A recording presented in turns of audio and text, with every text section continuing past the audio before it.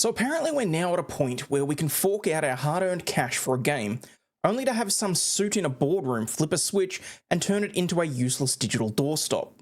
Or worse, they'll remotely uninstall it from your computer without so much as a how do you do. That's the rotten core that the Stop Killing Games movement is attempting to tackle, fighting back against publishers who treat your purchases like they're rented loo paper. But wait, it gets juicier. Enter Piratesoftware, that ex-Blizzard bloke Jason Thor Hall, who allegedly attempted to torpedo the whole thing back in 2024 with his pro-corporation rants, only for it to boomerang after the feud went nuclear and supercharged the petition to over 1.43 million signatures by the end of July in 2025. Stick around because we're going to dissect this farce with some legal ammo from the EU laws, some Aussie consumer law, and expose how one man's ego may well have very well allegedly sank his own ship.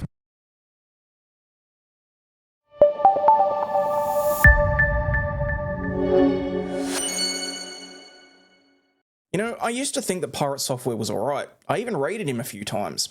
Don't think I'll be doing that again anytime soon. I mean, I'm not even sure if he acknowledged the few times that I did. Ha! Gay! So, what is it that I'm on about? Well, the Stop Killing Games initiative, SKG for short, has been spearheaded by YouTuber Ross Scott of Accursed Farms. It started back in 2024 after Ubisoft shut down the servers of the racing game The Crew, which was released in 2014. Now, you might be thinking, damn, 10 years and people are just now complaining because the company is up and turning off the lights for multiplayer. Well, see, that's the rub. The Crew, like a few other games, required a constant internet connection despite being primarily a single-player game with optional multiplayer elements. The entire game, single-player mode included, was rendered completely unplayable after March 2024. What? Scott has argued that designing the game that way, then turning off the servers without fixing it so that at least the single-player parts could work, would equate to theft. That it undermines ownership principles and is violating laws like the EU's consumer sales directives. Those mandate that digital goods, specifically those sold as purchases, must remain functional and non-revocable through the deceptive end-user license agreements or EULAs. Meaning, where a game is sold as a purchase rather than marketed as a license, they shouldn't be able to just pull the plug. The core goal of the whole campaign has been to regulate end-user license agreements that allow publishers to terminate games, especially those marketed as permanent goods rather than temporary services. Basically, the games that you can install in your computer and are supposed to, continue running until your computer dies. They want to make sure that developers and publishers have an obligation to implement an exit strategy to ensure functionality once the game company no longer cares about it. This is able to be done with a bunch of different workarounds, including offline patches, server emulation tools, or community-hosted servers. All fair and reasonable options in my opinion. This prevents scenarios where games become completely inaccessible due to deliberate shutdowns, focusing on consumer protection laws, emphasizing that digital games should not be revocable licenses if sold as ownership. Now that's a very specific distinction when you think about it. I mean, think of it this way. There's a difference between buying a house and renting one. It's kind of the same idea. The initiative has been highlighted by similar cases, including the recent announcement by Electronic Arts that Anthem is going to become completely unplayable on January 12, 2026, with no refunds or an offline mode available. What? Broader industry trends, like Nintendo bricking Switch 2 consoles over fake cartridges, also highlight digital ownership erosion.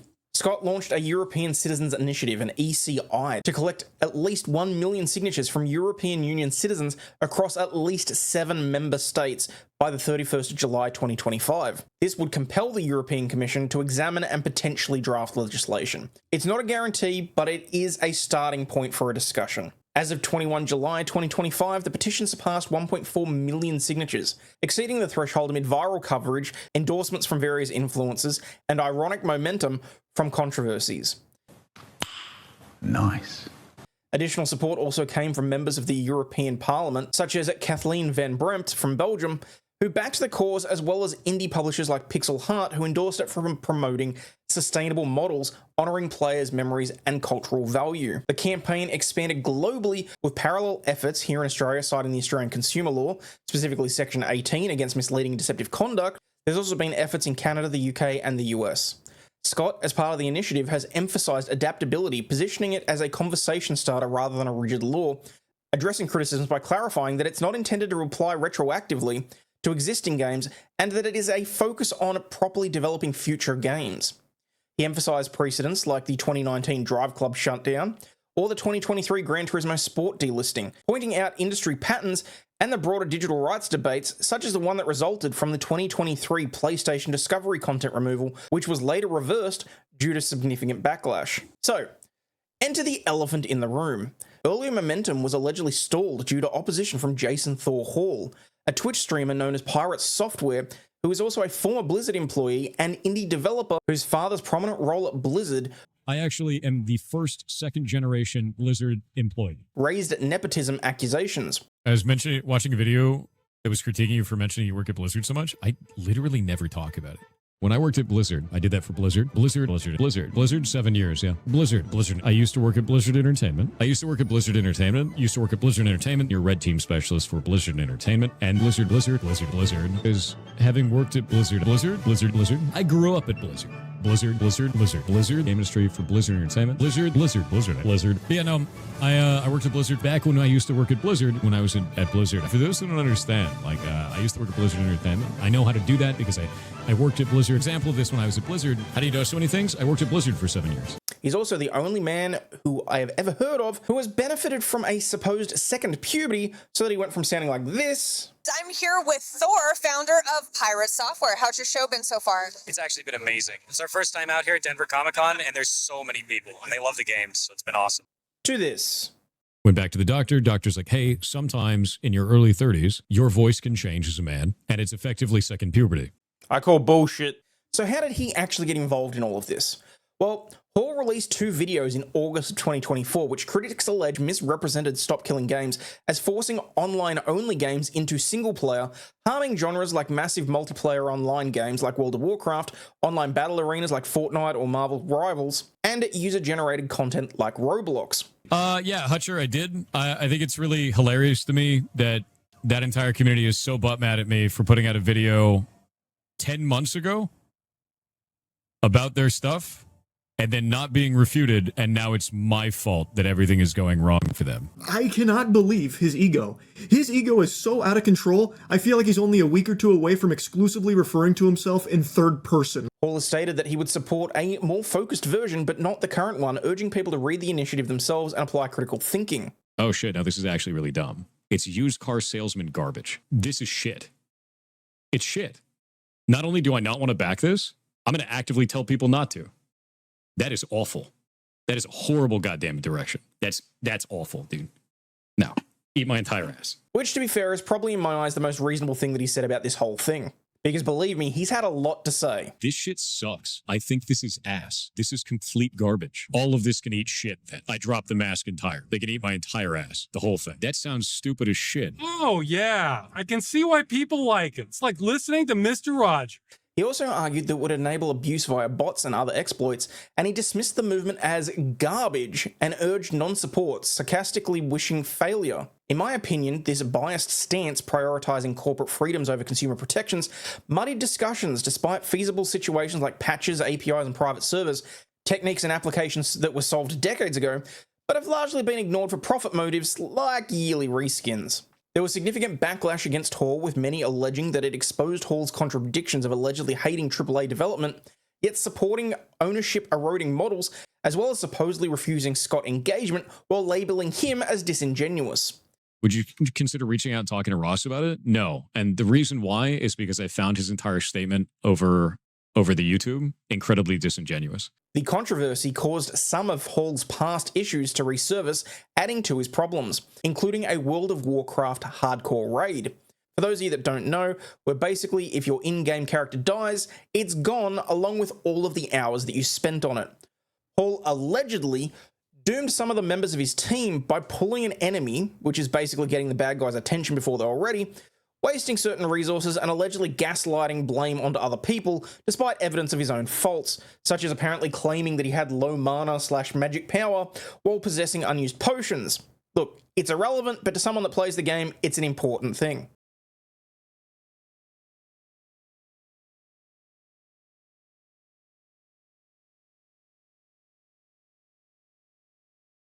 God damn it. Run. Just run. Are you done here? Now look, to be fair, based on the clips that I've seen, they did call run pretty early, and he's just legged it. I can target him, yeah. Should I do it? Just kill the massive. Yeah, target dummy. Kill the massives. No. Pete, just run. I mean, at this point, he well and truly is off on his own. He probably could have fired off the Frost Nova, in my opinion, but it's subjective in the period. But it's subjective at the time. Help lot? Yep. Pirate, why are you walking, bro? Where's he gone? What are you talking about? Why am I walking? This Look is at my mana. savage, but come on, Innervate you? man. Just kill the massives. Innervate. Kill See, that's the problem. I mean, they're still fighting, and he's sort of extricated himself from the situation. Yes, sure, they've called run, but it's not, in my opinion, the honourable thing to do. Massives. We got this. Heals? In a sense of. Or something? Do you see my mana? What am I supposed to do for you? Just kill the massives. One shot. Okay, we More we than can the way. now. Okay, get out. Run. I mean, mana resourcing, really, as the mage, is your responsibility as well. Invocations on cooldown, man. It's also the fact that he sounds like he's so blasé about it. Oh, invocations on cooldown, man. Like, yeah, okay. You don't have to sound like such an asshole about it, though. I can taunt last How much mana is moment Ice as well. Nova? There's no way that much mana. You have a boss in you. You called run. Getting slowed. Fuck!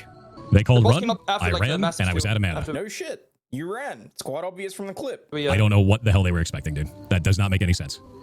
No, they overpulled 2 pulls and the boss. Literally, just even an Ice Nova would have been You enough. guys, Which, to be fair, overpulling the pulls is a problem. I still don't think you acted in the honourable way there. pulled that when I instantly had. ran out, bro. You instantly ran. You didn't even look As much back. as you're angry right now, of course I ran. The condescending way he just says, as angry as you are now, you called ran, so I instantly ran. I had 1,400 mana left. I had to spend all of that mana to try and put it on Blizzard to save you guys in the first place, and nothing left. You weren't paying attention to party resources. You overpulled, and you weren't paying attention to where the boss was. That's not on me. But there wasn't even Damn. like any like information. We are just yapping about useless stuff. Do you see my point? I mean, yeah. I mean- I mean, I haven't watched the stream as a whole, but I kind of feel like he was taking a pot shot there because presumably Pirate Software was streaming at the time and talking to chat or whatever else. Jesus. I don't think that's. Insane shit. No. And then he just instantly removes the guy from the stream as well because there's going to be an obvious disagreement over it. That's kind of telling in my opinion as well.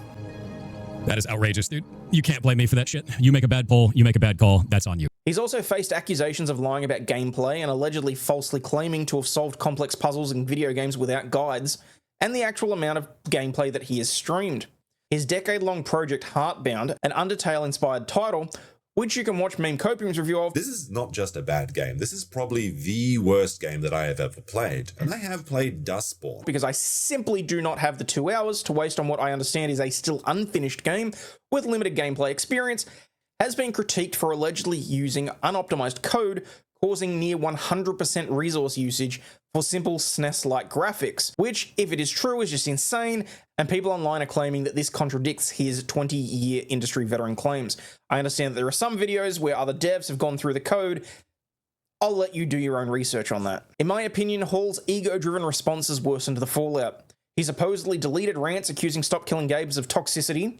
He has so far apparently lost around 100,000 subscribers. He left off-brand games amid so far unproven harassment, and in my opinion, he has so far defiantly refused to make any real apologies. The backlash against Hall ironically appears to have saved Stop Killing Games, propelling the EU petition past its 1 million signature goal by the 3rd of July 2025, reaching 1.4 million by July 20th, and roughly maintaining that level as of July 27. It was also bolstered by influencers like PewDiePie and Jacksepticeye and Asmongold rallying support. But it is ironic that Pirate Software is actually the biggest advertiser of Stop Killing Games. And the entire industry around making content that's negative about Pirate Software, I think has driven more signatures to Stop Killing Games than me, Charlie, Ross, or PewDiePie ever could. While endorsements by Owlcat Games and the EU Parliament's Vice President also boosted visibility. To be fair, the petition does still need a buffer in case of 20 to 30% of invalidations from errors like misspellings or bot accounts. So if you live in the EU, you still have a couple of days to go and sign up, and I would highly recommend it. Otherwise, opposition to the Stop Killing Games movement has come from the expected sources, primarily from industry insiders, lobbying groups, and prominent figures who argue that the initiative could hinder innovation and impose undue burdens on developers. What a crock of shit. Industry lobbying organisations such as Video Games Europe, formerly the Interactive Software Federation of Europe, have actively lobbied against the movement, claiming that it could increase development expenses, limit multiplayer designs, and curtail developer choice in creating live service games, with members including major publishers like Ubisoft, EA, Activision Blizzard, Nintendo, and Take-Two Interactive voicing similar sentiments through their affiliation.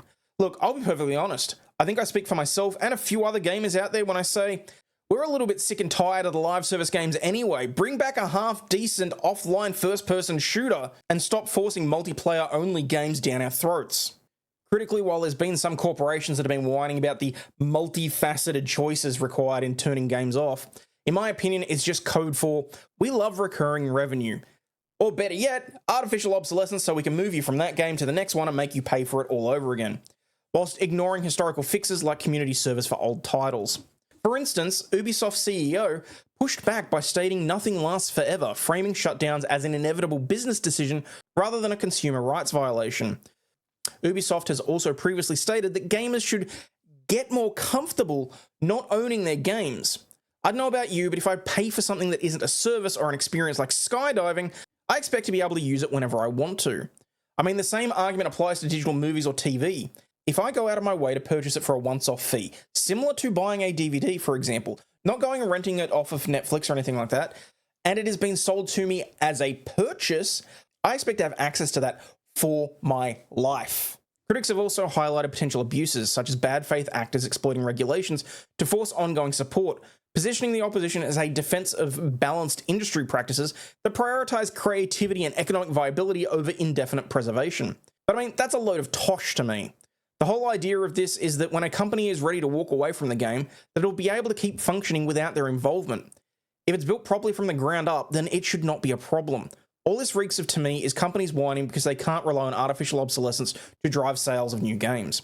Additionally, these actions have been criticised for misrepresenting the campaign as demanding perpetual online services rather than simple exit strategies like offline modes, contributing to a broader dismissive industry response that downplays consumer concerns in favour of protecting corporate flexibility. Imagine the day that World of Warcraft shuts down, and suddenly you have to make it a single-player game for every individual that ever bought the game. That's what they're asking for. No. Because they would have to sunset live service games as a single-player experience. The idea that suddenly you need to make every single live service game playable single player offline? No, dude. Correct. No. Further opposition has come up through formal complaints and alleged smear tactics, including allegedly false claims filed against the initiative, accusing Ross of violating EU rules such as the systematic concealment of financial contributions via volunteer efforts, which supporters dismissed as desperate, embarrassing, and unfounded attempts to derail the petition. Some sources suggest these originated from industry interests aiming to discredit the campaign. I mean, personally, so what if Ross gets a super thanks posted to one of his videos? Suck it up, Buttercup. Just because he goes and tries to make the world a better place doesn't mean that he loses his rights as a content creator. On platforms like X and Reddit, detractors have echoed dismissive attitudes, with some developers accused of toxicity towards the movement, while events like the UK's rejection of the related petition highlight regulatory hurdles faced globally. Hypothetically speaking, if the opposition to the movement prevails, it could reinforce a status quo where digital ownership remains illusory, potentially discouraging future advocacy for game preservation and leading to more titles lost to the sands of time without accountability of game developers. But Hayden, why should we care? This is happening in Europe, and I'm not a gamer, so why should I give a shit? Well, there are broader implications that extend beyond gaming involved here. The initiative challenges digital ownership erosion, and inspiring global laws against planned obsolescence in software beyond gaming is incredibly important. As of July 27, 2025, Stop Killing Games appears unstoppable, with momentum from Hall's drama amplifying awareness, calls for more signatures before the 31st of July deadline, and the potential to set precedents empowering players over corporate control. Hypothetically, the EU action could force rethink of always online designs, fostering innovative offline-friendly games over endless live service grinds, saving titles from digital oblivion and challenging overreach. Now, before I wrap up, I do want to take a very slight tangent, because Stop Killing Games directly intersects with another important aspect of game preservation, being the conservation of abandonware, by addressing the root causes that turn once purchased video games into inaccessible relics. Abandonware, which is basically software that is no longer commercially supported or available for purchase, often leaving it in a legal grey area where players might resort to piracy for preservation of playability. The campaign advocates for regulations requiring publishers to provide exit strategies, such as offline modes or server emulation tools when support ends, ensuring games like Ubisoft's The Crew don't become effectively abandonware after server shutdowns. This ties in by preventing modern titles from joining the ranks of long-forgotten games and emphasizing consumer rights under law, which could extend to mandating that digital goods remain functional even after they are no longer sold. For games that are already no longer commercially available, it highlights a broader push for digital preservation, drawing parallels to historical abandonware cases where titles like older Need for Speed games or the Burnout entries have been rendered unplayable due to corporate decisions. Supporters, including figures like Minecraft creator Notch, argue that if buying a game doesn't confer true ownership, then efforts to revive abandonware through community means shouldn't be stigmatized as theft. By focusing on future-proofing, Stop Killing Games could set precedents that retroactively inspire solutions for existing abandonware, such as accelerating public domain entry or mod support, potentially fostering an industry where games endure long beyond their commercial lifespan, rather than vanishing into oblivion. Unlike Skyrim and Oblivion, which we just seem to keep getting more and more copies of. So there you have it, folks. The wild ride of the Stop Killing Games campaign. From Ubisoft's server shutdown sparking a consumer rebellion to the ironic boost from Pirate Software's controversial takedown that ended up supercharging the signatures past 1.4 million. As of today, July 27, 2025, with the EU petition deadline looming, the movement isn't just about saving games like The Crew, it's a battle for true digital ownership in an industry that's too quick to treat your purchases like fleeting rentals. Whether you're a true hardcore gamer, a casual player, or just someone that's tired of corporate overreach, this could reshape how we buy and preserve our digital worlds. Imagine a future where no game dies prematurely, forcing devs to build with longevity in mind instead of endless live service traps. If you haven't already, head over to Stop Killing Games to sign the petition if you're in the EU, or check out the global efforts taking place in the UK, the US, Australia, or Canada. Your voice could tip the scales towards real change. So what do you think? Is Pirate Software the unwitting hero here, or did he just highlight why we need these protections more than ever? Drop your thoughts in the comments, smash that like button if you're on Team Consumer Rights, and subscribe for more deep dives into gaming controversies, legal showdowns, and the memes that fuel them. Thanks for watching, game on, and let's keep the fight alive. You're overreacting? No, I'm not. I worked at Blizzard for 7 years.